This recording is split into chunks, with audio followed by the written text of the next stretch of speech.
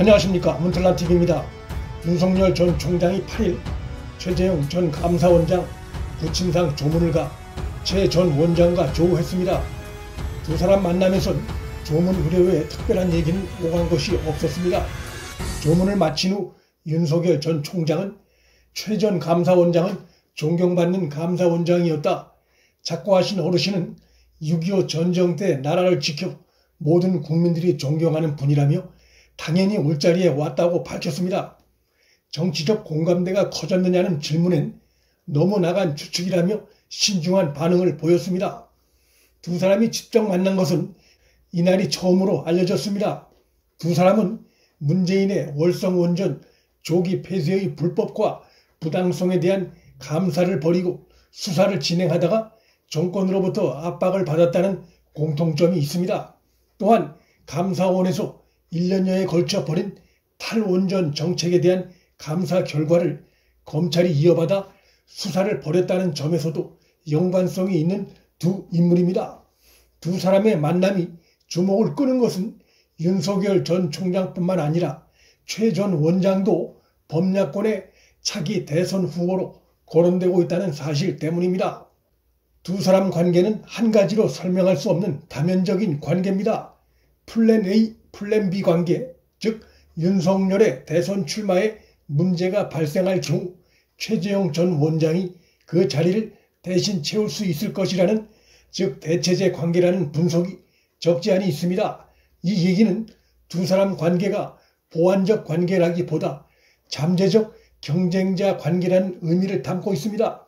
최근 여론조사를 분석해 보면 다자 대결에서 최재형 전 원장이 4%가량의 지지도가 나올 경우 윤 전 총장의 지지도가 빠지는 현상이 나타나고 있습니다.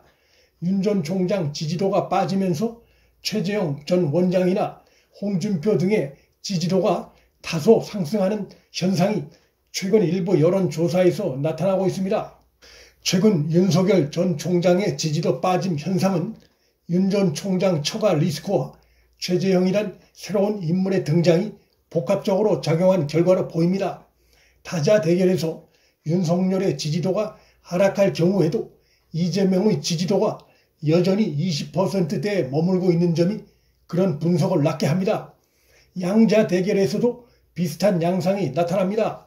일부 여론조사에서 윤석열의 지지율이 빠지는 경우 양자 대결에서 윤석열과 이재명 지지도 차이가 다소 크게 나타났는데, 이 경우도 이재명의 지지도가 크게 올랐다기보다 윤석열의 지지도가 다소 크게 하락한 것이어서 윤 전 총장이 여전히 처가 리스크에 영향을 받고 있는 것으로 분석됩니다.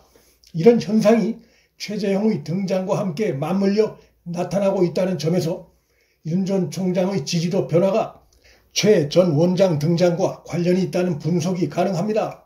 이러한 분석은 최재형 전 원장의 지지도가 더 오를 경우 윤 전 총장의 지지도가 더 빠질 수도 있다는 의미와도 연결될 수 있습니다. 다만 아직까지는 최재형 전 감사원장의 지지도가 윤석열 전 총장을 크게 위협하는 수준으로까지는 주목을 받고 있지 못합니다.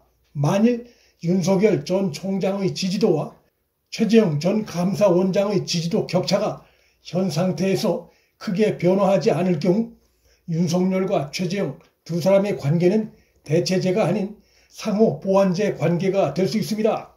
최종적으로 두 사람이 모두 다 출마하는 일은 벌어질 가능성이 사실상 전무하고, 어느 시점에서 어떤 형태로든 두 사람 사이에 자연스러운 단일화가 성사될 가능성이 크기 때문에 어느 한 사람이 단일화된 후보를 밀어주는 상황이 올 가능성이 매우 크다고 전망됩니다. 현재의 지지도 상으로 볼 때 윤석열 전 총장으로 단일화가 이뤄질 가능성이 매우 높아 보입니다.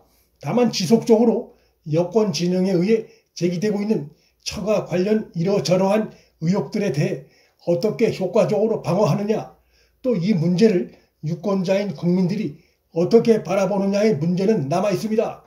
대통령은 윤석열이 나가는 것이란 것이 상식적인 판단이지만 한국 사회에서 아직도 부인에 대해 바라보는 관점도 무시할 수 없기 때문에 이 문제를 윤석열 전 총장이 과연 어떻게 잘 헤쳐나가느냐가 앞으로 그의 최대 관건이 될 전망입니다.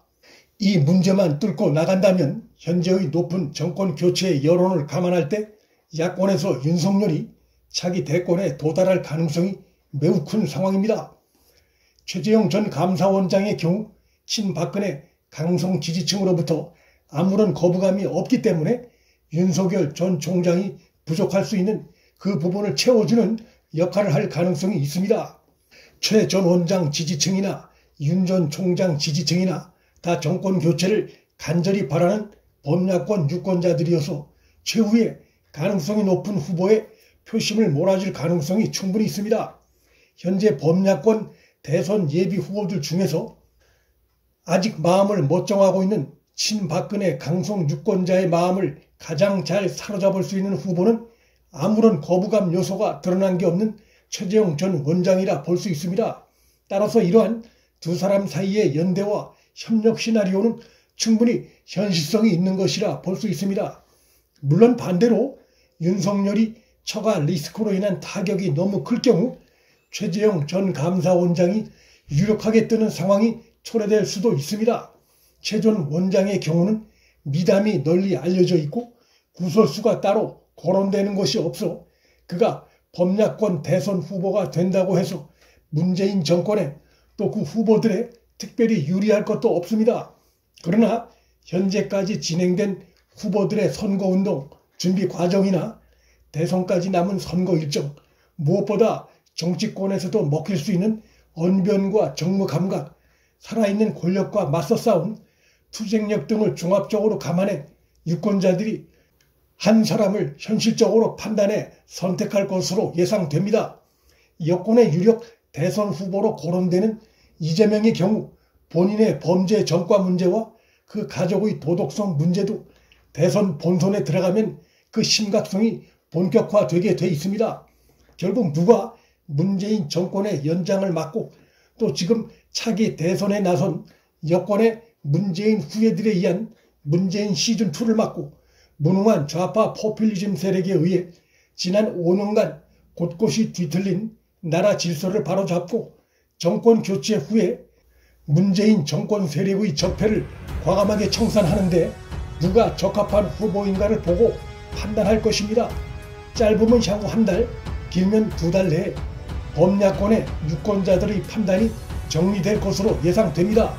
문틀란TV 여기서 마칩니다. 구독과 좋아요, 알림 설정은 방송 제작에 큰 힘이 됩니다. 시청해 주셔서 감사합니다.